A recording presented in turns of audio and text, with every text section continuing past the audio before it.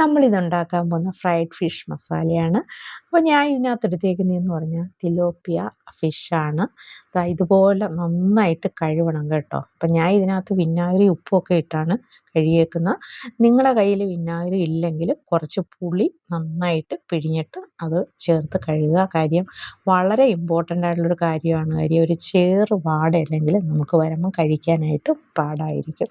അപ്പോൾ അത് വരാതിരിക്കാനാണ് അത്രയും നന്നായിട്ട് വാഷ് ചെയ്യണമെന്ന് പറയുന്നത്. അപ്പോൾ ഇതിനകത്ത് നമ്മൾ കോക്കനട്ട് ഓയിലും വെള്ളവും കൂടെ ഒഴിച്ചാണ് നമ്മുടെ മസാല മിക്സ് ചെയ്യുന്നത്. ഇതുപോലെ നന്നായിട്ട് മിക്സ് ചെയ്തതിന് ശേഷം ആ വരഞ്ഞ വരയിലിനകത്തോട്ട് ഫിഷ് മസാല കയറ്റി ഇതേ കണക്ക് സുന്ദരിയാക്കി ഒരു 30 മിനിറ്റ്സ് അങ്ങ് നമുക്ക് മാറ്റി വെക്കാം.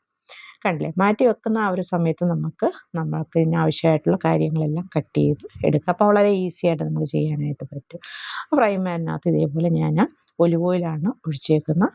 ഇതുപോലെ കുറച്ച് കറി ലീവ്സ് ഇടുകയാണെങ്കിൽ ആ ഒരു ഫ്ലേവർ അടിപൊളി ഒരു മണമാണ് അതിന് വരുന്നത്.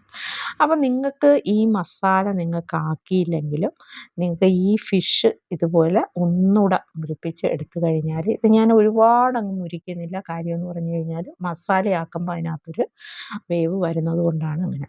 ഇതാണ് ഈ ഒരു ഭാഗത്തിൽ നമുക്ക് ഫിഷ് കഴിക്കാവുന്നതാണ്. ഫിഷ് ഫ്രൈ മാത്രമാണെങ്കിൽ അടിപൊളിയാണ്. കണ്ടില്ലേ, നന്നായിട്ട് മുരിഞ്ഞിട്ടുണ്ട്, വലിയ കുഴപ്പമൊന്നുമില്ലാതെ മുരിച്ചെടുത്തിട്ടുണ്ട്. അപ്പോൾ ആ ഒരു ഫ്രൈ പാനിനകത്ത് തന്നെ നമ്മൾ ആ ഓയിലും ആ ഒരു സ്പൈസസും ഒന്നും കളയാതെ അതിനകത്ത് തന്നെ നമുക്ക് മസാല ആക്കിയെടുക്കാവുന്നതാണ്. കണ്ടില്ലേ, ഫിഷ് ഫ്രൈ ആയിട്ട് കഴിക്കത്തക്ക രീതിയിൽ അവൻ ഇരിക്കുന്നുണ്ടോ, സുഖമായിട്ടിരിക്കുകയാണ് ആൾ. ഓക്കെ, അപ്പം നമ്മൾ ഇതിനകത്ത് ചേർക്കുന്നതെന്ന് പറഞ്ഞാൽ നല്ലെണ്ണയാണ് ഞാൻ ചേർത്തേക്കുന്നത്. അതിൻ്റെ കൂടെ കുറച്ച് പെരുംജീരകവും ഇട്ടിട്ടുണ്ട്.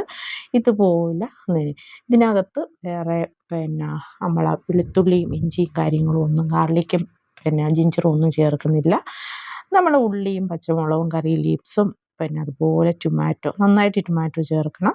ബാക്കിയുള്ള സ്പൈസസും കാര്യങ്ങളും എല്ലാം ഞാൻ ഇതിനകത്ത് എഴുതിയിട്ടുണ്ട്. അതനുസരിച്ച് നിങ്ങളങ്ങ് ആഡ് ചെയ്ത് നന്നായിട്ടങ്ങ് മൂപ്പിക്കണം.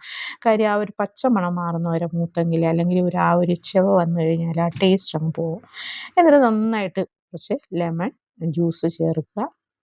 അപ്പം ഞാൻ ഇതിനകത്ത് ഇപ്പോൾ ചേർത്തേക്കുന്നതെന്ന് പറഞ്ഞാൽ കസ്തൂരി മേന്തി, അതുപോലെ തന്നെ നമ്മളുടെ കൊറിയൻഡർ ലീവ്സിൻ്റെ ഡ്രൈ ആയിട്ടുള്ള പൗഡറാണ് ഇട്ടിട്ട് നമ്മുടെ ഫിഷും കൂടെ ഇട്ട് കണ്ടില്ലേ, ഇതുപോലെ ആ മസാലയെ നമ്മൾ അങ്ങോട്ട് ആ ഒരു സ്പൂൺ വെച്ച് അതിൻ്റെ അകത്തോട്ട് ഇങ്ങനെ തേച്ച് പിടിപ്പിച്ച് കൊടുക്കണം. പ്രത്യേകം അത് ശ്രദ്ധിക്കണം കേട്ടോ. നന്നായിട്ട് ആ മസാല അതിനകത്ത് കണ്ട ഇതുപോലെ പിടിച്ച് ഇരിക്കണം. അപ്പോൾ നിങ്ങൾക്ക് വീഡിയോസൊക്കെ ഇഷ്ടമാവുന്നുണ്ടെന്ന് വിചാരിക്കുന്നു. നിങ്ങളെല്ലാവരും സപ്പോർട്ട് ചെയ്യണം, സബ്സ്ക്രൈബ് ചെയ്യണം.